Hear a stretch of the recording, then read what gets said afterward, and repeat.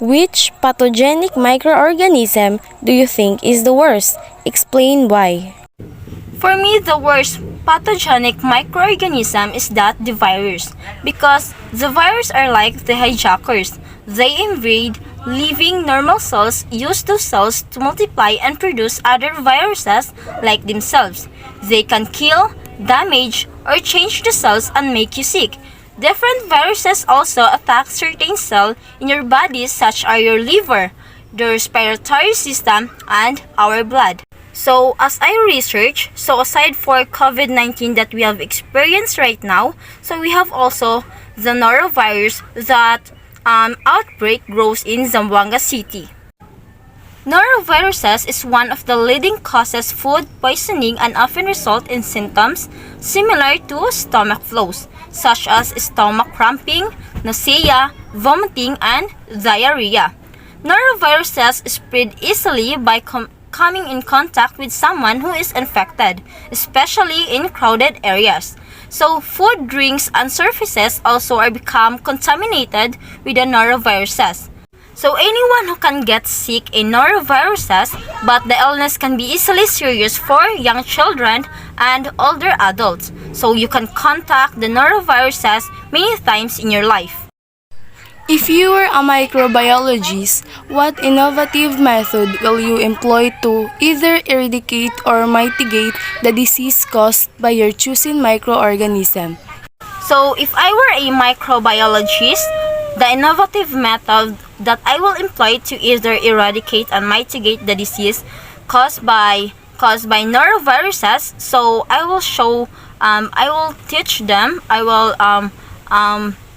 encourage them to do the prevention to avoid the noroviruses. So the first in line, we have practice proper hand hygiene. So wash your hands thoroughly with soap and water, especially after using the toilet or changing diapers. And then always before eating, preparing and handling food, and before giving yourself or someone else medicine. So noroviruses can be found in the vomit or feces. So even before you start feeling sick, so the virus can also stay in your feces for 2 weeks or more after you feel better. So it is very important to continue washing your hands often during this time. So you can use hand sanitizer, so in addition in hand washing. But you should not use hand sanitizer as a substitute for washing your hands with warm water and soap. So hand washing is always best. So the second line, we have handle and prepare food safely. So carefully wash fruits and vegetables before and preparing and eating them. So cook oyster and other shellfish thoroughly before and eating them. So be aware that noroviruses are relatively resistant to heat.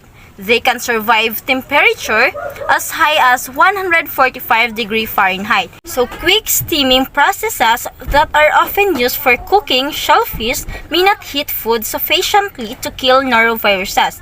Food that might be contaminated with noroviruses should be thrown out. So keep sick infants and children out of the areas where food is being handled and prepared. So the next one is that when you are sick, do not prepare food or care for others, because you should not prepare food for others or provide health care while you are sick and for at least 2 days after symptoms stop. So this also applies to sick workers in restaurant, school, daycares, long-term care facilities, and other places where they are exposed to people to noroviruses. And then the last one is that clean and disinfect surfaces.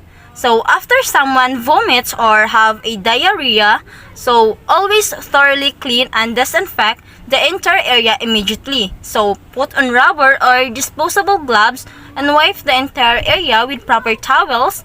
Then disinfect the area using the bleach-based household cleaner or as are directed to the public to the product label. So leave the bleach disinfectant on the surface area for at least 5 minutes. So 5 minutes, then clean the entire area again with the soap and hot water. And then finish by cleaning the soiled laundry, taking out the trash and then washing your hands. So to help make sure that your food is safe from norovirus, so make a routine for cleaning and sanitizing kitchen utensils, counters, and surfaces before preparing food. So again, be aware of what we are going to eat and be hygienic to the food that we are going to take in. So I hope that you have learned something about the prevention that I have discussed earlier. So thank you for watching.